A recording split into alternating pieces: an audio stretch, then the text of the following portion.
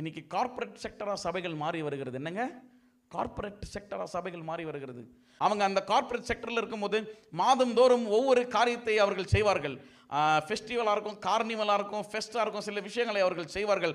என்னங்க? எம்ப்ளாயீஸுகளை தக்க வைத்துக் கொள்ள வேண்டும் என்பதற்காக அவர்களுடைய இருதயத்தை அவர்களை தேற்ற வேண்டும், அவர்களை என்ன செய்யறதுங்க, குஷிப்படுத்தணும் என்பதற்காக சில காரியங்களை, சில எப்படி சொல்கிறதுங்க, சில ஷோஸை, சில என்டர்டெயின்மெண்ட் காரியங்களை மாதந்தோறும் சில கார்ப்பரேட் செக்டரில் அவர்கள் செய்வார்கள்.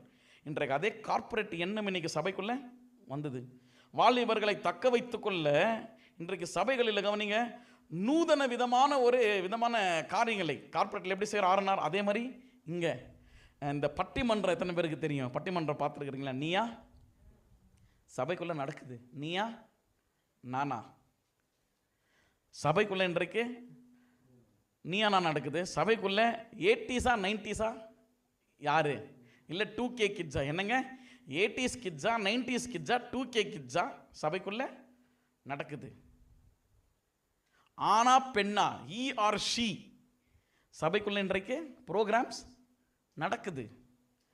எங்கே போகுது சபைகள்? இவர்கள் அபிஷேகத்தை என்ன செய்து கொண்டிருக்கிறார்கள்? கவனிங்க, விளம்பரமாக்கி கொண்டிருக்கிறார்கள்.